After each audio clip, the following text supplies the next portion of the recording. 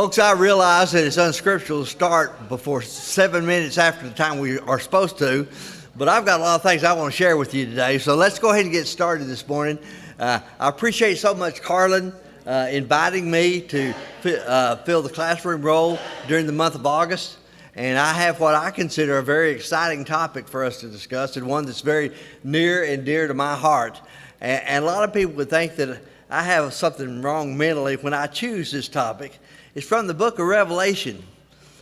Now, let me ask you, just for my own personal information, how many Revelation scholars do we have in our midst? We have one retired preacher over here, so I felt like he probably is.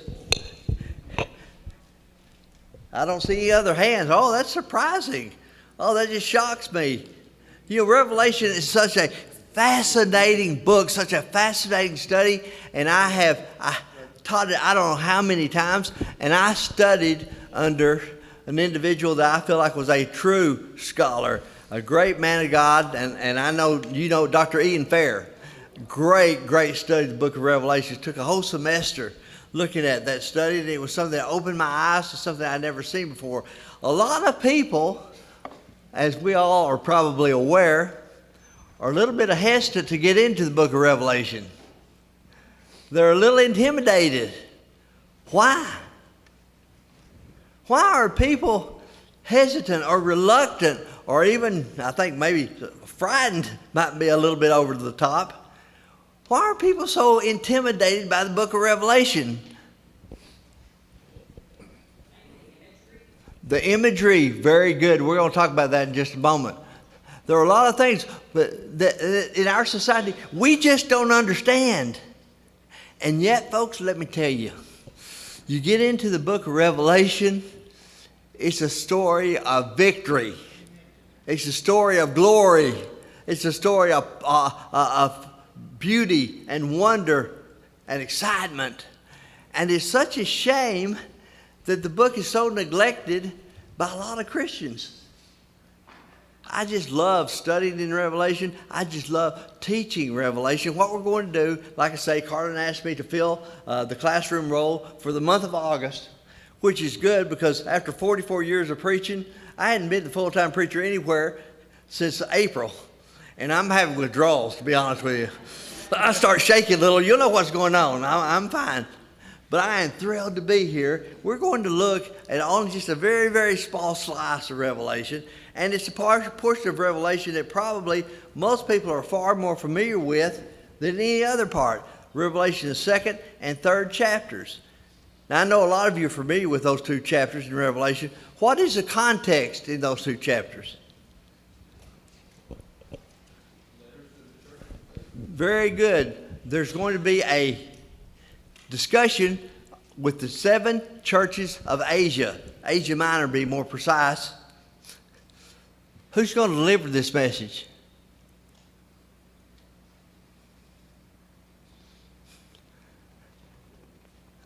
Pardon me?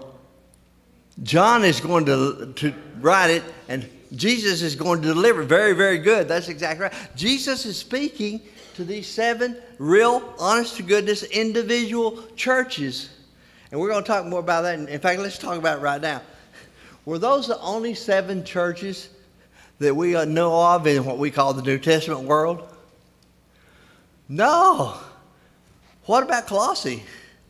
What about Troas? What about Rome? Wonder why Jesus chose to speak only to 7 churches in Asia.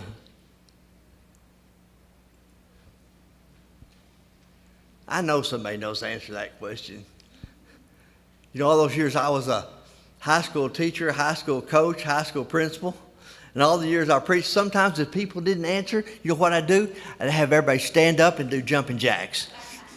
Now, y'all don't want to do that, I know. Why did Jesus pick 7 churches instead of the host of other congregations from the New Testament about which we know?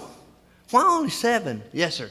7 represents a complete number most of the time. Okay. And when he did it to the 7 churches, that pretty well covered everything everybody else was doing anyhow. It covered all the subjects that he wanted to cover. So he's got a complete number, and he's covered the subjects and the sins and the good things and the bad things that the other churches are involved in too. Very good point. Number 7, as correctly pointed out, tell me your name one more time, I'm sorry. Ron. There's my name expert right back there. So I may just set her right here next to me to tell me who's talking. And y'all got an advantage. You've only got one name to remember. I've got a whole bunch of folks. And at my age, that's not a good sign. That's not good. But as Ron pointed out, the number 7, oftentimes we're going to say, and we'll point this out several times as we go through these messages that Jesus has for the 7 churches. 7 represented complete, wholeness, the totality. You know, we do this kind of thing all the time, don't we? We don't think about it. How many buildings that we know of have a 13th floor? There's no 13th floor. Why? We think it's bad luck. Nobody wants to live or work on the 13th floor, so we just skip it. But particularly with the Jewish folks, they practice, and not just the Jews, but in antiquity, numerology, where numbers meant something special. And we see that throughout the book of Revelation. In fact, Revelation, you've got to understand this, and we're going to spend more time today talking about what we might call the nature and the style of Revelation before we get into the 7 churches. Originally, I thought we'd talk about this and then we'd start with the first of the 7 churches, Ephesus, today, but I don't think we'll have time. I think that we will deal with some revelation, some background, because if you don't understand these things about Revelation, there's a lot of revelation you're not going to understand. A lot of it won't make sense. A lot of it won't have the impact that it can. But the number 7 represents, and these 7 churches, if you can imagine in your mind, I'm not a technology person, Adrian, like you, so I don't have a map up there to show them. But if you think about on the eastern side of the Aegean Sea, you've got the Grecian Peninsula here, you've got the Aegean Sea here, and then right over here on the eastern side is where these 7 churches were, real, honest to goodness, individual churches. And they were all on what's called a Roman postal road. And kind of visualize a horseshoe shape. You got 3 on this side, adjacent to the Aegean Sea, and then you got 4 on this side of the horseshoe. Now the Romans, and by the way, I'm having a hard time standing behind the pulpit. That's not my nature. And so I know we're live streaming, and so if I walk away from the microphone, do this, I don't know what you're saying. These 7 churches, like I say, on this horseshoe, on the eastern side of the Aegean Sea, the Romans were great at road construction. In fact, do you realize that some of the roads constructed during the Roman Empire are still used today? Fascinating. And these 7 churches were all on one of these Roman postal roads, as they call it. These roads made it very, very easy to do what in the Roman Empire? I'm sorry? Trade. Excellent. And I'm sorry? Travel. The Romans liked to move their troops up and down those roads as well. And it was also good for communication, which begins to give us a hint why Jesus chose only these 7. Because most scholars would agree that these letters that were written to these messages to these 7 churches were intended not just for them, but for who else? For everybody. For not just the ones on that lifeline of that Roman communication system, but throughout the ancient world. And so these messages were certainly intended for all of those first century churches. But guess who else they're intended for as well? Us. Because I would submit to you folks, there's not a thing, you pointed out the good, the bad, and everything in between. There's not a thing from which we can't learn. You know, 5 of those 7 churches, Jesus made the statement, and I speak verbatim here, I have this against you. You got a problem. 2 of the 7 churches, there were no problems that he mentioned. But you know, we can learn from the good. We can learn from the negative. We can benefit. But before we do that, we've got to understand how to study the book of Revelation. Not just chapters 2 and 3, but the entirety, the other 20 chapters as well. So let's talk a little bit about what we might call the style or the genre of this writing called Revelation. There are some Bibles, I don't know, they're old, much older, but in the place of Revelation, it says the apocalypse. What's an apocalypse? I'm sorry? Disaster at the end of time. Well, that's what we oftentimes think of. Any other ideas? The apocalypse. Or this style of writing, Revelation is written in a style of writing, a genre of writing called apocalyptic. And there are several words that we can, synonyms for apocalyptic we can use, that can kind of give us a little bit of a foothold into the book of Revelation. What are some other synonyms for apocalyptic? And the title of Revelation ought to give you a pretty good clue right here. I'm sorry? The end? Could be. It could be. But you're on the right track, no doubt. Very good. I'm sorry? Okay, and we're going to talk about that in just a moment. Very good. If something is a revelation, what does that say to you? It's something new. It is a revealing. It's an uncovering. It's an unveiling. And John, the writer, by the way, which John is this? There are all kinds of Johns in the New Testament. Which John is this, we think? The Apostle John. Very good. You know, for about 250 years, the early church writers had no doubt that's who it was. After about 250 years on up in the first century, they began to say, well, this could be another John, because the Greek that he uses here is just not as smooth. It's just not as precise as what we see in the Gospel of John and 1st, 2nd, and 3rd John. Can you think of any reasons why that might be the case? Oh, man. Every one of us over 60 years old, we understand that, right?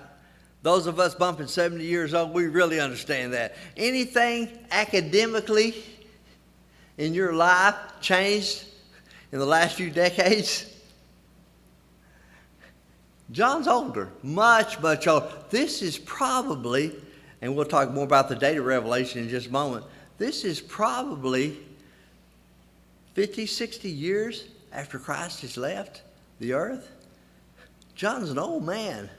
Also, he's probably using scribes, in addition to the fact that he may not just be as academically fluent as he once was. But there seems to be no doubt. It's obvious that the listeners here in these 7 churches know who John is. Why?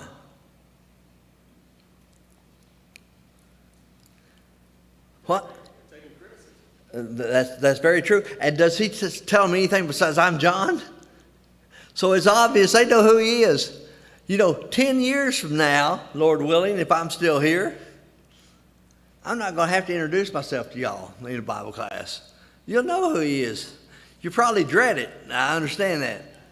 But the bottom line is, John was well known to these folks. And John, as he brings this message to them, he tells us a little bit later on, he is in exile. Where is he? Patmos. Where is Patmos?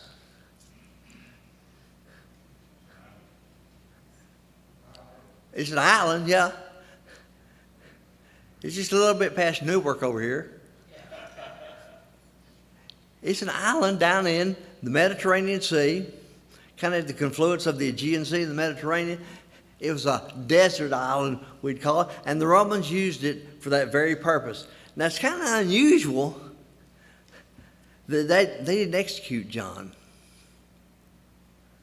Because John was deemed, like a lot of Christians, a subversive, a revolutionary, a rebel. And the Romans had a real problem with insurrectionists.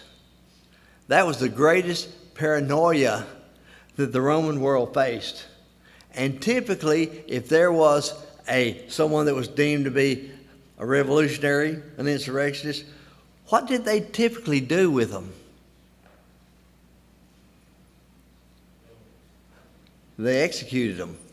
And they made examples, good point. And they had a very unique way of doing that, a horrible way. It was called what? Crucifixion. That's why they put Jesus to death in the fashion they did. And as I said a moment ago, it's fascinating that this John, that undoubtedly, and even some Roman historians like Tacitus said he was an insurrectionist. You think, why didn't they put him to death? I think I know the answer. How about you? Can you think of a reason why John was exiled to Patmos instead of hung on a cross?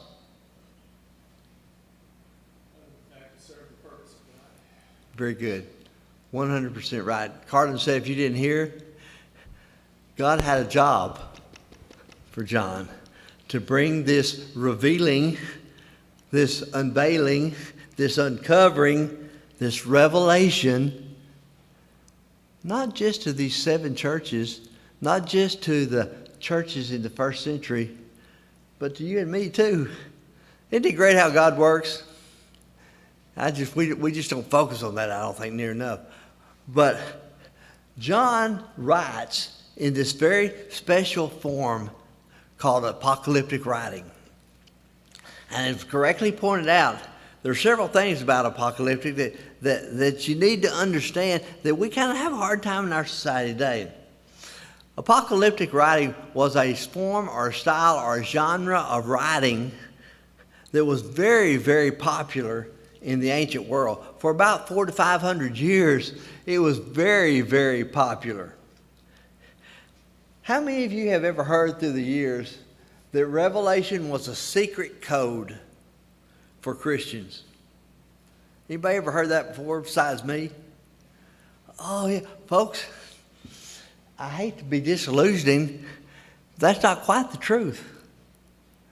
And the reason is that this writing was so popular that the style of writing was so popular that many, many people, many, many cultures wrote in this form. Revelation is not the only apocalyptic work. It's not the only apocalyptic work in the Bible. Can you tell me the 2 most prominent other books that are apocalyptic in nature? Daniel? One more.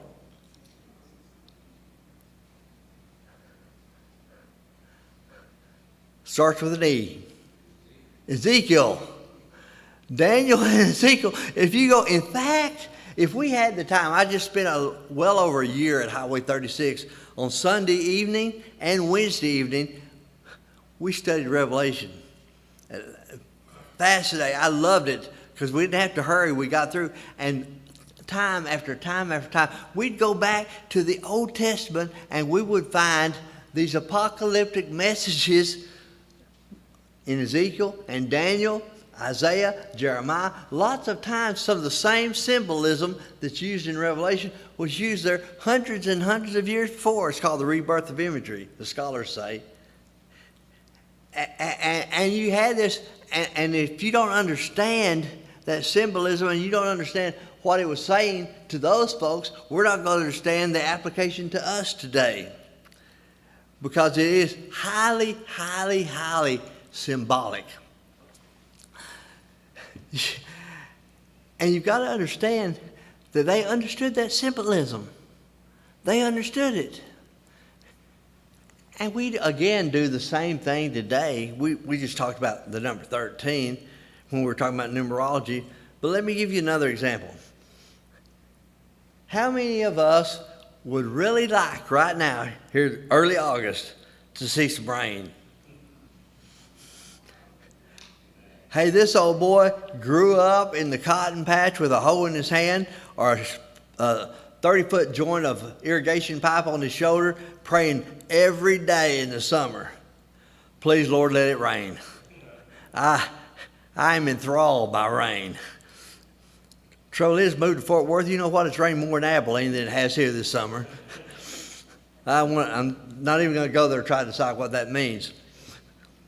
But the bottom line, let's just assume that I'm sitting here and all of a sudden it starts raining. I can see through those big old glass windows out there and I see the rain pouring down. It's not happening, by the way, okay? Don't turn around.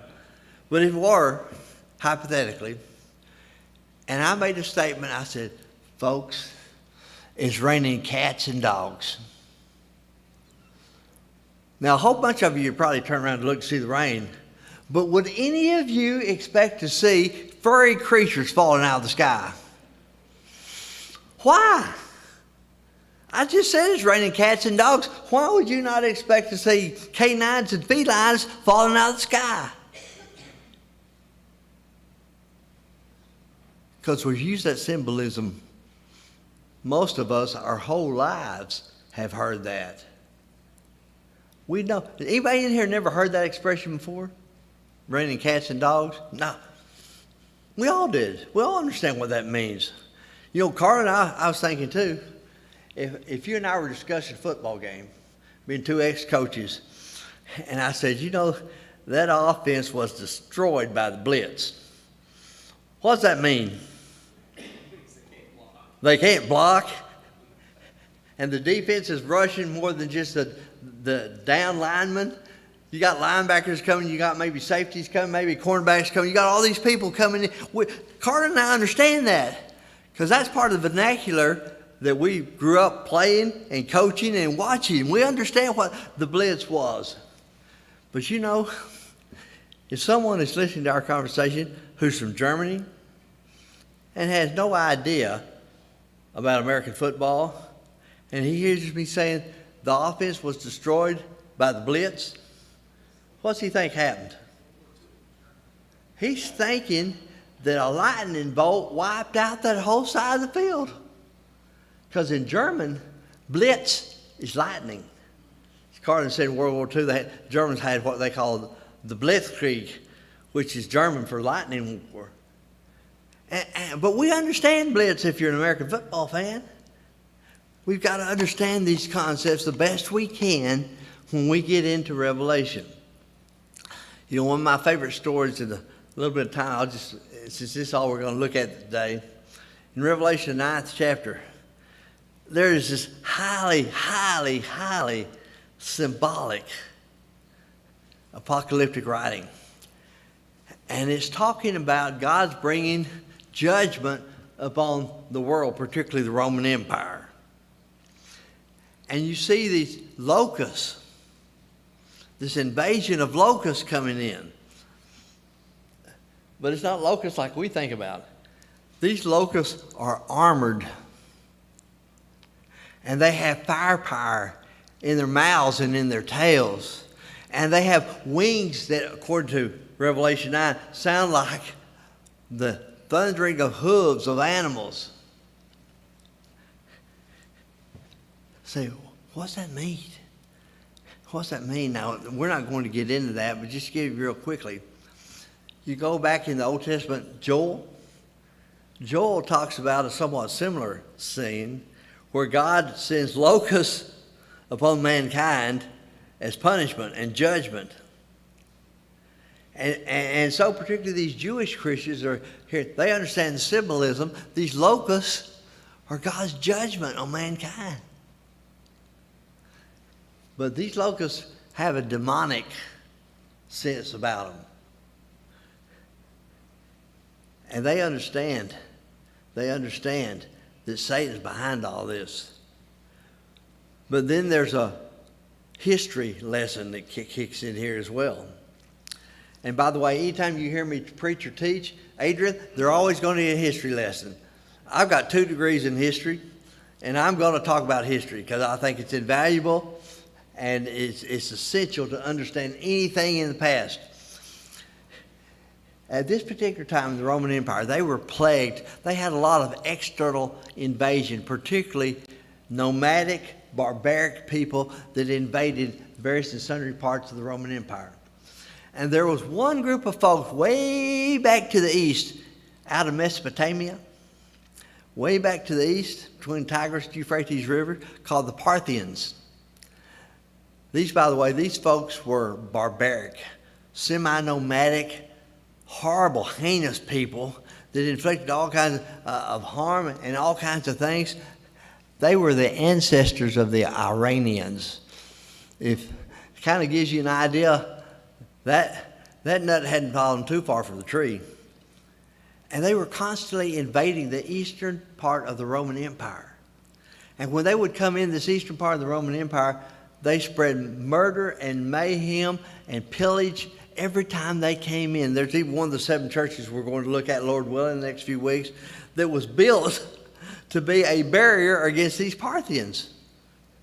And the thing is, they were one of the very few totally mounted armies in the whole world. The cavalry, we think of that today. They rode horses.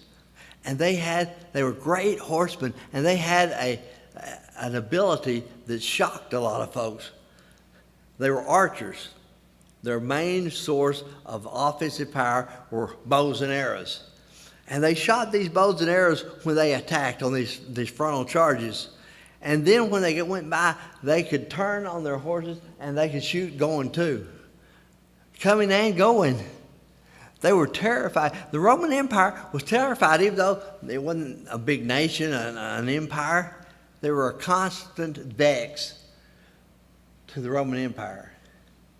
And when he's talking about, the locusts, a lot of these Jewish Christians can think back to Joel, the book of Joel, and they could think about this plague and this pain and this anguish that was coming in the front and from behind. Undoubtedly, the Parthians came to mind. You know, there have been some very, very, very unique interpretations of Revelation 9. There's one scholar,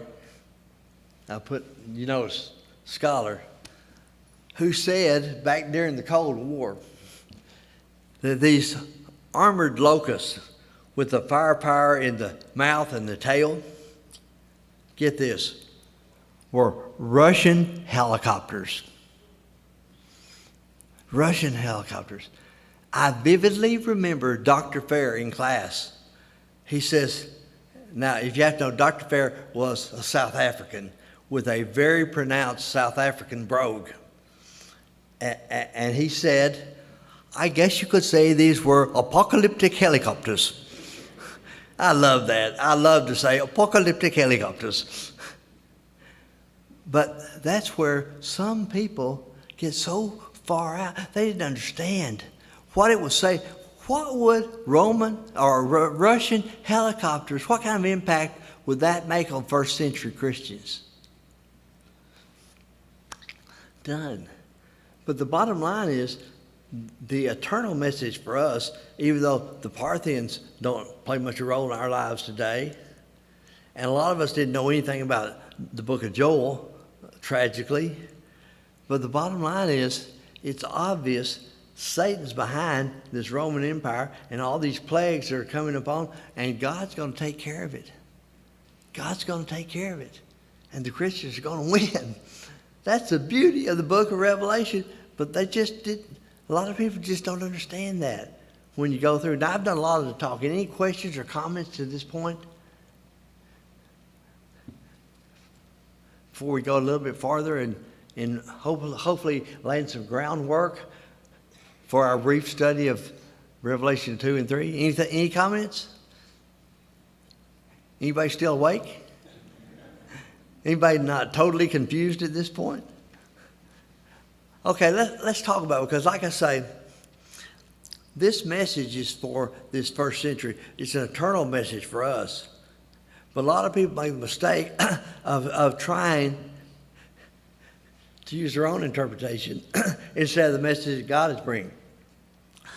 Let's talk just a little bit about the dating of Revelation, because that too is very, very important. The early church writers, I'm talking about the 2nd and 3rd century writers, all basically agreed that this was in the first century, the end of the first century. And they all basically agreed in those early church writings that this was during the rule of the Roman Emperor Domitian. Anybody know anything about Domitian? He was mean. That's a good way to put it. You know, Domitian started out a pretty good emperor. He made a lot of internal improvements. He built a lot of those roads that we talked about a moment ago, made a lot of strategic and logistic things, help in the empire, and was pretty good. But as the years went by, Domitian continued to decline. We don't know if it was a mental decline or just a spiritual decline, but Domitian, good way to put it, was mean. He was vicious. In fact, he would be known right in the same ranks as a former emperor named Nero. Y'all remember Nero? Nero, back in AD 65, decided he's going to do some urban renewal in Rome. So he set fire to the ghetto called Donkey Flats, where most of the Christians lived. Most of them were living in poverty. He set on fire. The problem is the wind shifted, and it burned down about 75% of Rome itself. Well, Nero couldn't admit he did that. So guess who he blamed? The Christians, because that's where the fire broke out. Well, most of the persecution under Nero of the Christians evolved right there around the city of Rome. But Domitian spread the persecution empire-wide. And all the things that Nero did and all the horrible barbaric acts that he did in the city of Rome, Domitian spread them all around the world. Now, Domitian had an arrogant attitude about himself. In fact, to kind of give you we're going to see this, kind of jumping ahead to one of the 7 churches. It talks about the fact that Jesus says he holds the 7 stars in his right hand. Now, again, that was reference to Nero, because Nero minted a coin that the archaeologists have found. We have evidences of it today still.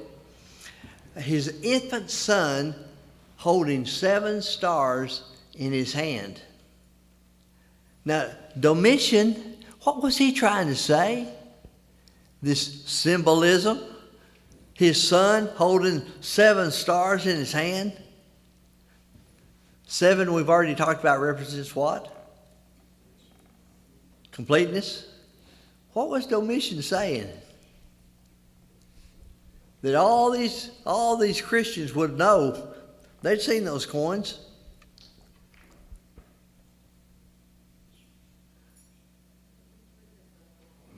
I'm sorry? No doubt. He said, I and my dynasty, we control the universe. But in that church that we're talking about, Jesus says, no, I hold the 7 stars in my hand. I'm in control. You think that might be necessary for those first century Christians who were being slaughtered and starved to death and persecuted? Why would that be necessary for them to understand? Jesus says, I'm in control.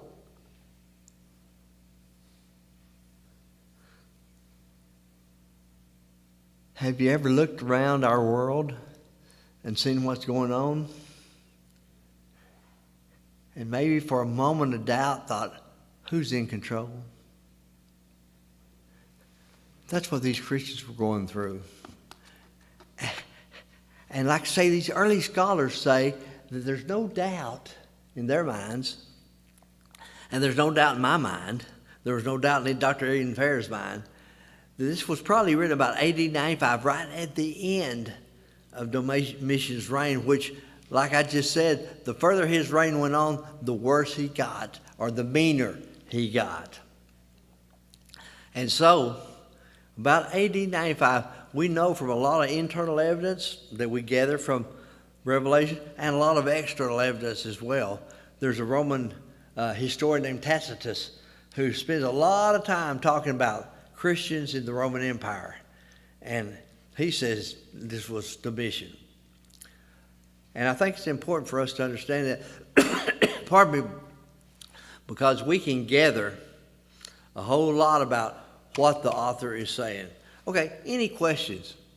Any questions? Let's, class, 15, okay? 15 after 11? Yeah. Okay. Nobody else would, though. Any questions or comments?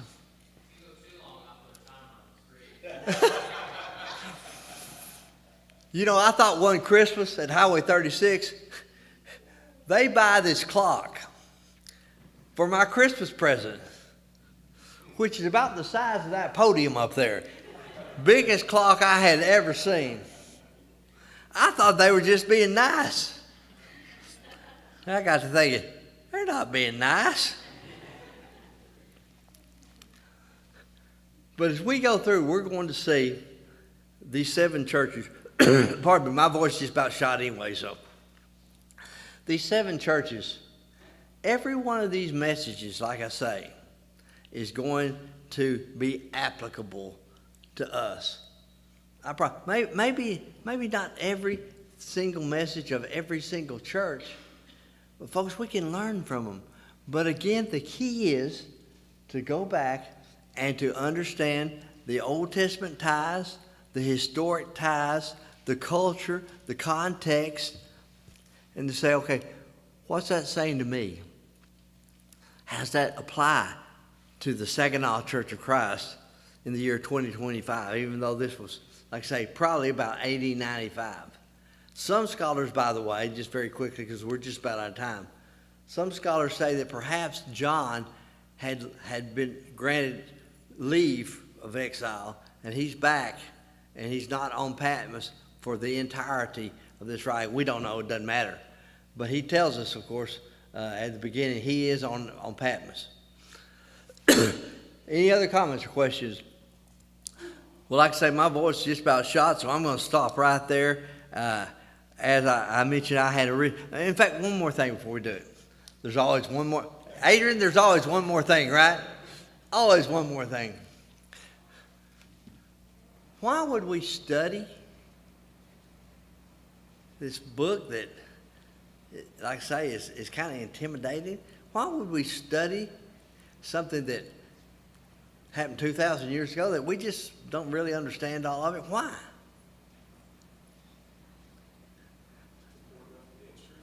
Good point.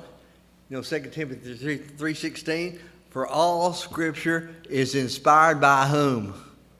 By God. And it's profitable for teaching, for reproof, for correction, for training in righteousness, that the man of God may be complete, equipped for every good. Everything here is good for you.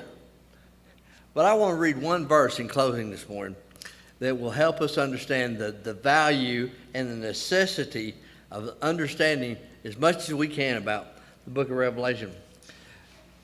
Revelation, the first chapter, verse 3. This is John speaking here.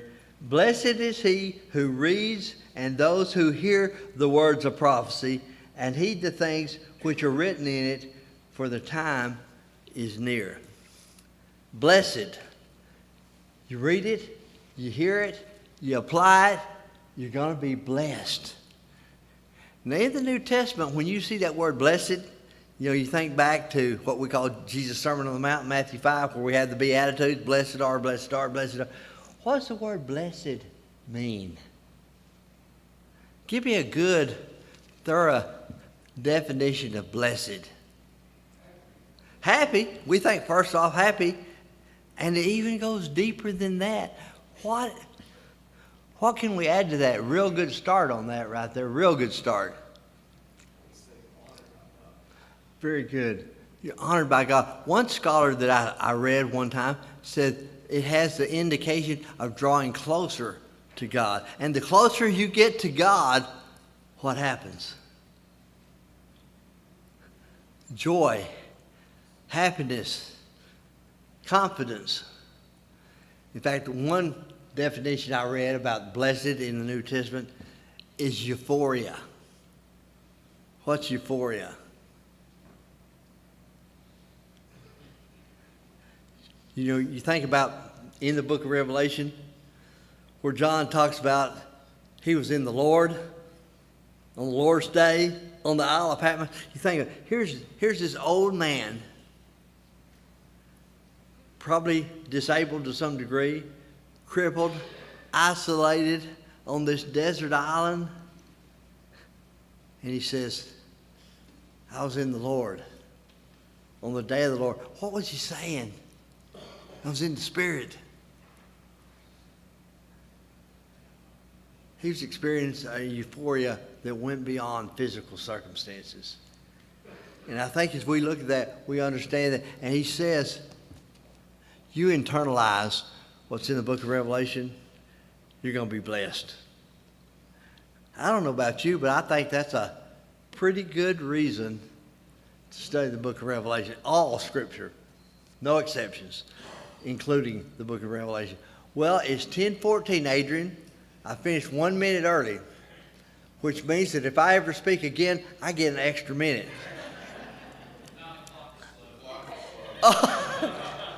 Well, I am too, so it all works out. Thank y'all very much. I enjoyed it.